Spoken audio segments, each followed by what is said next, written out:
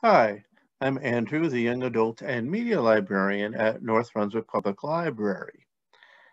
And sometimes you just want to get into a good book or even a decent book. Sometimes you just want to escape. The book I'm going to talk about today, Kind of a Big Deal by Shannon Hale, is about a young woman who can do just that literally, to escape into a book. Shannon Hale, you may know her. She's written very eclectic books because she's written books for adults, like Austin Land. She also co-wrote the screenplay for the movie based on it, as well as books for teens, such as The Goose Girl, and books for younger readers. My 6-year-old is a big fan of the Princess in Black series, which she co-wrote with her husband, or is co-writing with her husband. There may be more coming out. Kind of a big deal.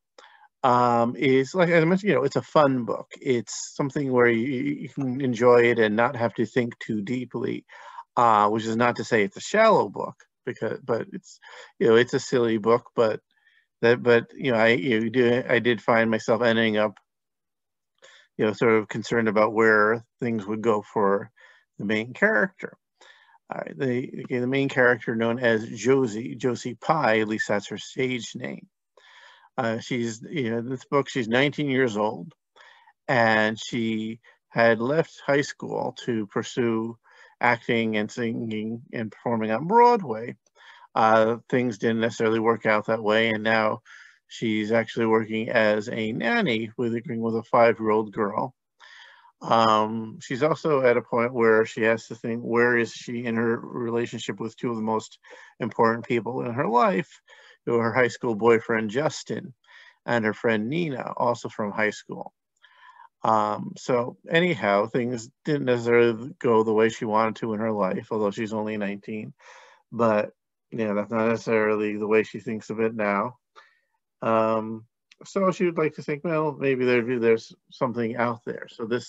So when she somehow gets the ability to actually enter the books that she's reading as a character, it seems like a really good opportunity for her to see what else there is.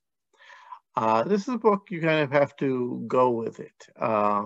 It switches genre a lot. The books that are explored by Josie, they're basically a lot of affectionate parodies of types of books, such as sort of the Bodice Ripper romance, or to dark fantasy, or YA post-apocalyptic novels, things like that. And that's sort of part of the fun is in that. Um, One part when she becomes a superhero definitely had a feel to me like the Princess in Black, the series I mentioned earlier. So anyhow, I'm going to read a short passage from this. This is when she's in the park now. Mia, her charge, is playing, and she opens up a book, a romance novel, and for whatever reason, she's able to go inside it. And it's a historical novel, so the carriage she's in gets boarded by bandits, by highwaymen, and this is what happens to her while she's trying to figure out what exactly is going on. Josie squirmed and kicked, but could not dislodge herself from the bandit's shoulder. Blonde dreadlocks escaped from under his hat. Hadn't she seen someone with blonde dreadlocks recently? The bandit lowered her to her feet. They were in a forest clearing, tree houses nestled up high in the canopy, with dangling ropes providing the only way up. The visible sky was deepening into night, though it had been morning in Montana only a few minutes ago. In the dimness, the orange campfires were excruciatingly bright. A couple dozen bandits milled around the fires, gnawing on turkey legs and hunks of bread and laughing. Both men and women, they were dressed in cheap clothing worn to rags, topped with fine garments likely liberated from wealthy victims. I'm in the book, Josie thought again. dizzy with the idea. Her kidnapper tipped his hat politely as he walked away. Blonde dreadlocks, she noticed, like one of those college students playing frisbee in the park. She scanned the bandits, and all their faces looked familiar, as if she'd just seen them in the park or the bookstore.